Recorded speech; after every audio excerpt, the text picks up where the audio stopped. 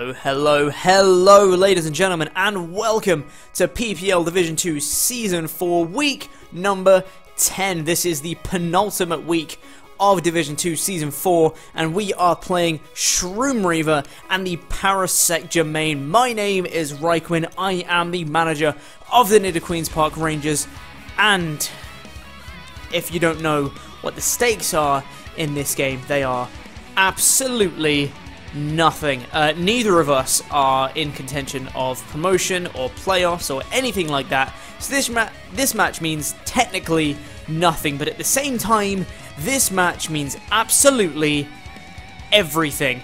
Because if you didn't know, or if you haven't been keeping up with the videos, there's like a whole thing going on with like conspiracies and stuff, and like I wanted Shroom to help me out, and then he didn't because he's an inconsiderate asshole.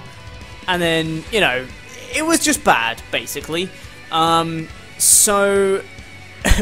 for real though, Shroom is one of my best friends, like, ever. And I swear to God, if you don't go and check his channel out, I will murder you. I mean, yeah. Go check his channel out, please, because it's one of my favorite places to be ever, and he is one of my favorite people of all time. So please, pretty please, if there is one thing you can take away from this video, it's to go and check out Shroomraver's channel. Thank you. But to keep up the storyline, hey Shroom, I hate you. You're so bad and you smell bad, okay? I don't like you. Anyway, let's get into this game without much further ado. So that was the whole storyline about the conspiracy and the rap and stuff, which hopefully you guys have watched already. If you haven't seen that, by the way, the video before this one, well, before the team builder, would have been the rap, and that was something. So go and watch that. Let's get into the teams that have been brought to this match. If you didn't watch my team builder video, quick rundown of my team. I have a Choice Scarfed Heliolisk, a physically defensive Blastoise, Assault Vest, a mostly specially bulky Mega Venusaur, a specially defensive Barbaracle with the Rindo Berry, a choice banded Haxorus, and a physically defensive Celesteela. If you want to know why I brought those, then make sure to check out the paste bin that is in the description of the team builder video. But let's have a look at what Shroomraver has brought to this game. He has decided to bring the Necrozma, the Salazzle, Zapdos, the Mawile, the Terrakion, and the Zangoose. Now, lots of things I was scared of there. I knew the Celesteela would be important to try and stop the likes of the Terrakion and the Zangoose. I was expecting the Zangoose to have Thunder Punch, as it were, but I could actually take that. I'm EV to take a Toxic Boost Thunder Punch. I do not get 2-hit KO'd by that, which is pretty neato, is what they call that. Some things I've got to be wary for, but some things I am hoping that will happen. For example, my Barbaracle is a switch into Salazzle. Because I have a Rindo Berry to take HP Grass, it can't touch me with the whole dual stab thing. Because I'm specially defensive and I can OHKO it with an Earthquake, so that's pretty neato. So I'm hoping that happens. I decided to leave with my Heliolisk here just because I don't really have a dedicated lead, and I guaranteed outspeed everything that he has brought on his side, apart from a Scarfed Salazzle. So I can outspeed anything and basically get a Volt Switch and anything, because he didn't. Not only did he not bring an electric resist to this game, he didn't bring, not only did he not bring an electric immunity, he didn't bring an electric resist to this game.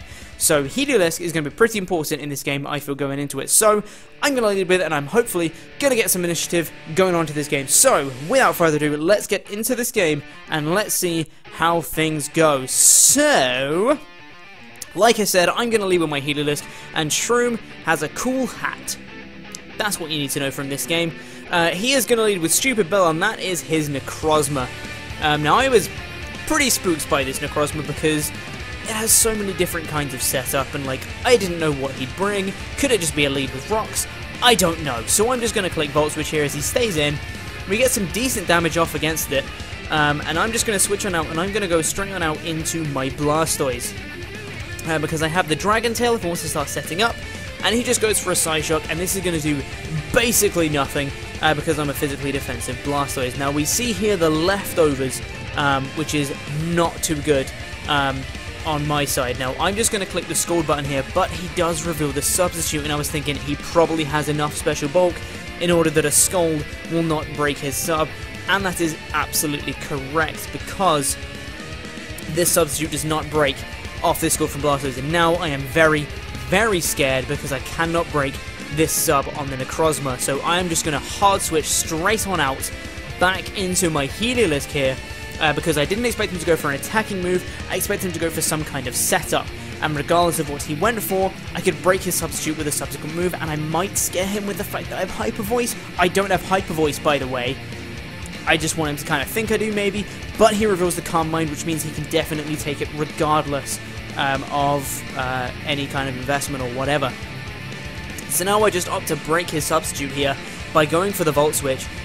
Even if he's at +1 Spadef, I know I can break the substitute after he's taken some Scald damage, and I'm going to have to Volt Switch on out of there, knowing I can't take a hit at +1. I'm going to go on out into my Celesteela, thinking that he would not go for an Electro move. I was expecting him here to either have just Psyshock. I know he has Sub, Calm Mind, Psyshock, and I was expecting his last move to either be Charge Beam or Recovery. He gets a crit on the Psyshock, doesn't really matter, but now he's going to get a bit more Lefty's Recovery, and so am I as well. Going to get some more back, so I know he outspeeds me at this point, and now I count it. If he is physically defensive Necrozma, a Heavy Slam does not break his substitute, but I have to bank on it. I have to bank that he's not physically defensive, and I have to bank that I can break his substitute with this Heavy Slam, so I'm going to go for it because I have nothing else to do. He's going to go for the sub, I'm going to go for the Heavy Slam, and I don't break the substitute. He's physically defensive, and now this Necrozma is behind a substitute once again. We're both going to get some more lefties back here, and I'm thinking, he set up a sub on me, he has something to touch me, he's going to reveal the Charge Beam here, and that's exactly what he does, and I was praying, do not get the special attack boost, because he can two-shot me with a special attack boost. I was like, please don't get the special attack boost, and he does, of course he does. He's going to get that special attack raise. I'm going to go for the Heavy Slam to break this substitute right here, and it is of course, going to break two substitutes on this guy. It is a 100 base power Heavy Slam against Necrozma. It's fairly heavy, but Celesteela is way heavier than a Necrozma, so it's still 100 base power, which is fairly powerful. But unfortunately, it's still not enough to break a substitute. Now I know he's just going to go for a sub again, but I don't have anything for this Necrozma, so I just want him to waste HP here. Going to go for the Heavy Slam, hoping that he doesn't just like kill me with a Charge Beam. Maybe I could get enough leftovers back, but I actually break the substitute with that second Heavy Slam. Apparently after the match we found out that that was literally the max roll. Any other roll on that Heavy Slam I would not have broken his substitute, but with that roll, the max roll, I managed to break that sub, and now he's just going to go for a Charge Beam to knock out my Celesteela. I was hoping I could live it here, even though he's at +1, and I do live it, which is very nice. Now the Heavy Slam's going to come in, and obviously I'm not going to be able to kill him here, which is very, very unfortunate. Going to take him down to the red though, meaning he does not have enough HP to go for another substitute, meaning he kind of has to knock me out here. Now I was hoping at this point he'd overpredict, go for a Psyshock, and maybe, just maybe, I could live because I'm a physically defensive Celesteela and it's resisted from a Necrozma. I know he's at +1, but I was hoping he does go for the Psyshock, and it knocks me out, unfortunately. I was really hoping I could live that, but unfortunately I can't. Celesteela dies, but Necrozma is very low, and it doesn't have enough HP to set up another substitute, which is very, very nice in my eyes, because I can bring in my Haxorus, which is what I wanted to do all along, but I could not get a free switch into it without something dying, unfortunately. I'm going to go into my Haxorus. I am going to go for the Earthquake, because it is a guaranteed OHKO, even on a physically defensive Necrozma. Because I am banded, the Earthquake takes out this Necrozma here. I do get a crit on the Earthquake. It did not matter in the slightest. I was really hoping at this point that Shroom thought it mattered, because I was hoping he basically didn't think I was banded, and he thought that the crit mattered, but alas it did not. Now I'm locked into Earthquake and he goes into the Zapdos, which is very unfortunate. Gonna go on out into my Heliolisk, not gonna risk going into my Venusaur when it's not Mega Jet in case of the extra sensory, which is exactly what he goes for here. So quite glad I switched into the Heliolisk on that. Do take some decent damage off that, but now I'm just gonna go for the Volt Switch, just trying to switch on out, thinking that he wouldn't go for the extra sensory twice. I'm going to go on out into my Venusaur, hoping to Mega Up against this Zapdos, because I'm EV'd to take extra sensories just fine. That's the point. He's going to go for the Agility though, and I was like, okay, extra sensory, Agility, Baton Pass, T-Bolt. That's his set. That's got to be his set, right? That has to be his set. So I'm thinking agility, baton pass, extra sensory, thunderbolt. I'm going to make it up here, knowing I can take the extra sensory under half. I can take 2. I'm going to fire off a sludge bomb to get as much damage onto this Zapdos as humanly possible. He's going to fire off the extra sensory here, and I'm just hoping I can take this pretty well as expected, and he gets the flinch, and that is really frustrating because that would have done about 50% to the Zapdos, and I had a chance to poison it as well, which would have been really nice. Now I'm just praying, do not flinch me here, please don't flinch me, don't flinch me. He doesn't flinch me, and I'm going to get off a synthesis here to get back to a nice amount of HP, which is pretty heckin' decent in my humble opinion. Now on this next turn, this is going to be a bit of quote-unquote stall, I guess, in this section of the match, because I'm just going to be firing off syntheses until I can get back to a good amount of HP so that I can take 2 extra sensories so that I can get a sludge bomb off against the Zapdos. I need this Zapdos weakened. Even if my Venusaur dies here, which is the plan, I just want this Zapdos weak so that either it can't pass the agility, or if it does, then it goes into something that I can hit really, really hard. The plan is to get it down to an amount of HP where it's in range from a Thunderbolt from Heliolisk, so that either he passes it into a Mon that doesn't resist the electric hit, or he stays in and he dies, is the plan, because I know I can take any hit from this Zapdos. If it has agility, baton pass, thunderbolt, extra sensory, then I can take any hit with my Heliolisk and I can knock it out with a thunderbolt, is the plan, after I fire off a sludge bomb. So he's going to go for extra sensory here. He's going to take me down under half. Now I'm going to go for the sludge bomb, and I'm going to do about 50% to this Zapdos, taking it down to about half. Unfortunately, no poison on it, which is unfortunate for me, but you know, is what it is. Now I know I can take another extra sensory, want to get off another sludge bomb before I die here, taking it down really low, but he's going to get a crit. He's going to get a crit, and Mega Venus is going to die, and that matters massively, because now he's not in range from a Thunderbolt from Heliolisk. I don't know what to do at this point, because this Zapdos is a massive, massive pain. I need to keep everything on my team. The Blastoise is the only thing that stops the Zangoose at this point. He's going to go for the extra sensory here against the Heliolisk, because obviously he outspeeds me with the agility. I'm going to live it. I'm going to fire off Thunderbolt. But I'm scarfed. I'm locked into T-Bolt now. It's going to take it down to the red, but it's not going to knock it out. And now he's going to get some lefties back. And this turn was the biggest turn in this game. And unfortunately, I'm going to stay in because I ran out of time. I didn't know what to do. I knew I needed to sack something, but I didn't know what. And it came down and I looked at the timer and it was 2 seconds left, and I was like, well, I guess I'm sacking Heliolisk. I have nothing to do here. And that was the biggest factor in this game that's going to make me lose. Spoilers. The Haxorus is going to come in here, but I'm going to get outsped. Now he's going to go for the baton pass, and I really badly wanted to click Earthquake, expecting the Mawile. He's going to baton pass into the Mawile. I told myself he's going to BP into the Mawile, but I clicked the Dragon Claw anyway as a safe move. Now he's in with a +2 Mawile, and it turns out as I'm going to go into my physically defensive Blastoise here, this is a Life Orb Sheer Force Mawile. Going to go for the Play Rough, and this is going to do massive, massive damage. I'm in range from another one. He's going to reveal the Thunder Fang here. Better accuracy than the Play Rough, and it's going to knock out my Blastoise. Mawile getting a kill.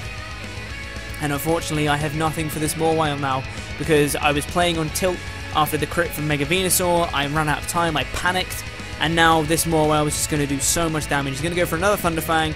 Going to knock out my Barbaracle here after a Thunder Fang. I'm going to go for the Earthquake. I do take it pretty well because I am bulky Barbaracle, and I was really hoping that this Earthquake killed, but it doesn't. Takes him down to the red, but unfortunately he's going to live it, and he's going to fire off another Thunder Fang, and he's going to knock out my Barbaracle. And then I'm going to bring in my Haxorus. I'm going to get outsped.